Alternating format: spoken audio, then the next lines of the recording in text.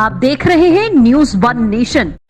बिहार पंचायत चुनाव को लेकर आरा प्रखंड के रामापुर सनदिया पंचायत में मौजूद हैं। हालांकि पूर्व मुखिया और वर्तमान मुखिया प्रतिनिधि राजेश्वर जी युवा नेता हैं और इनके साथ सबसे बड़ी समस्या ये आ रही है कि बहुत से प्रत्याशी खड़े हैं और बहुत तरह के प्रलोभन दे रहे हैं।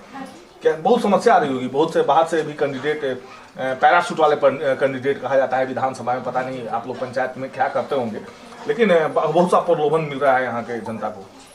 देखिए, ज़्यादा उदाहरण हम नहीं देंगे, लेकिन आज भी जनता सत्य पे है और सत्य पे मेरे ख्याल से रहेंगी, क्योंकि प्रलोभन तो बहुत सारे लोग दे रहे हैं। इतना तक कि अभिभावक गण जितने हैं, बुजुर्ग अभिभावक हैं, वो तो कहते हैं हाथ जोड़ कर कि भगवान जल्दी से चुनाव ख़त्म कर दे। चुनाव ख़त्म करने का उद्देश्य उनका ये नहीं है। घर घर अधिकांशतः नौजवानों को शराबी बनाना, नशा का सेवन कराना, आपसी विद्रोह कराना, लड़ाई झगड़ा कराना, ये किसी प्रतिनिधि का काम नहीं है। प्रतिनिधि का काम है या मुखिया का काम है, जो या मुखिया प्रत्याशी हो, समाज सुधारक होना चाहिए। समाज को बिगाड़ने का काम कोई मुखिया प्रत्याशी को नहीं करना चाहिए, समाज सेवक को नहीं करना चाहिए। राजेश्वर जी, आप तो पॉलिटिकल भी रहे हैं और चिराग पासवान जो सांसद हैं उनके खास माने जाते हैं भोजपुर जिला के लिए आप।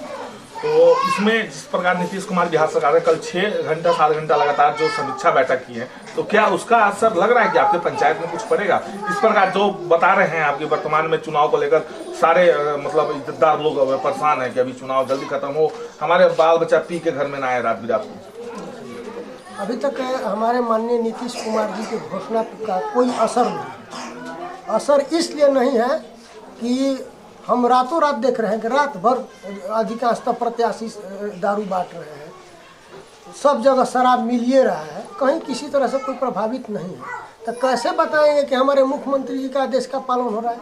सब जगह शराब मिल रहा है। और इसके पहले हम लोग लड़ाई लड़े, सहारनपुर लड़ाई लड़े, मीटिंग किए, वहाँ पर 42 लोगों की गिरफ्तारी हुई, कुछ सुधार हुआ था।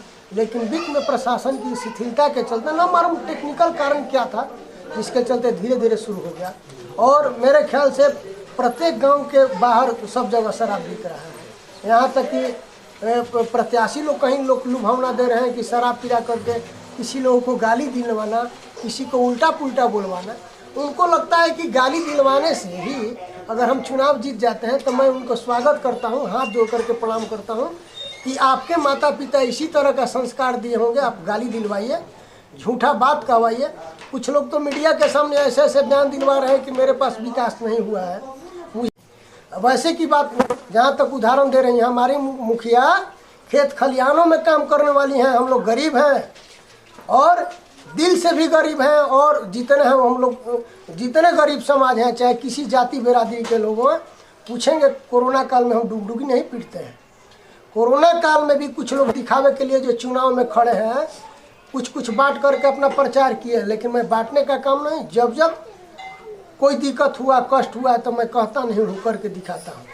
और कहीं किसी तरह का पेपर मीडिया में घोषणा नहीं देता हूँ कि मैं अमुक काम किया हूँ। हमारी जनता बताएगी।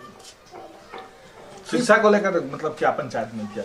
शिक्षा के स्तर पर देखिए, शिक्षा में भी कुछ लोग कह रहे हैं कि स्कूल में मास्टर पढ़ाई नहीं कर रहे हैं, वगैरह वगैरह। हो सकता है कमियाँ हैं, लेकिन कुछ ऐसे तो प्रत्याशी हैं कि उनके घर की जेठानी भी शिक्षक है, लेकिन क्यों 20,000, 25,000 या 50,000 का पेमेंट ले रही हैं अपने जेठानी से? उनको पूछना चाहिए। क्या वो पढ़ाने नहीं जाती होंगी या दबंतापूर्वक घर में रहती होंगी? अब तो वही बताएंगी ना। वो तो कह रही है कि मास्टर लोग आते हैं, पढ़ाते नहीं है, तो पूछना चाहिए था। तो घर में ही पूछा जा सकता है। घर में ही पूछ करके वो बताती कि भाई क्यों आप सरकार की पेमेंट ले रहे हैं, पढ़ा नहीं रही हैं। दूसरा चीज, विकास की बात कह रहे हैं। आज काली जी के पास जो वहाँ है, आरा सलेमपुर रोड से लेकर के शंकर जी के पास तक रोड का काम कई बार लगाया गया, लेकिन रोक दिया गया कि नहीं बनेगा। आप पूरे गांव का रास्ता रोक रखे हुए हैं भैया, आप वहीं बनवा दीजिए ना, वहीं से विकास काम चालू कीजिए, जनता आपको समर्थन करेगी। 100 को निकलने का जगह नहीं है। शंकर भवन का मंदिर का जमीन था, वो भी लोग अतिक्रमण कर चुके हैं। मैं ज़्यादा टिप्पणी नहीं करूँगा, ये सब जनता जानती है, बताने की ज़रूरत नहीं है। तो ये थे राजेश्वर जी, जो पूर्व मुखिया भी हैं, वर्तमान मुखिया प्रतिनिधि के तौर पे हैं, इनकी प्रत्याशी के तौर पे भाभी खुद लड़ भी रही है चुनाव, और काफ़ी कुछ अभी समस्या झेलना पड़ रहा है। इसलिए कुछ ऐसे भी कैंडिडेट पैराशूट वाले आ गए हैं जो कि एसी से निकलकर शायद चुनाव लड़ रहे हैं, फिर वो अपने जगह पे चले जाएंगे। तो जनता समझदार है और जनता उनके मुंह पे उनके जैसा, इनके मुंह पे इनके जैसा बोल रहा है। कुछ ऐसे भी वीडियो सामने आए थे हमारे पास जिनके घर के आगे भी विकास हुआ है, रोड भी बना हुआ, भी अभी मतलब उंगली उठा रहे हैं कि हमारे यहाँ विकास नहीं हुआ। तो इस तरह का बहुत सारी समस्याएं होती हैं, लेकिन चुनाव में सारे लोग एकजुट होकर फिर जिस प्रकार ये युवा हैं, युवाओं का रुझान इनके साथ देखने को मिल रहा है, जाहिर सी चीज़ है कि आने वाला समय भी इनके लिए बेहतर होगा।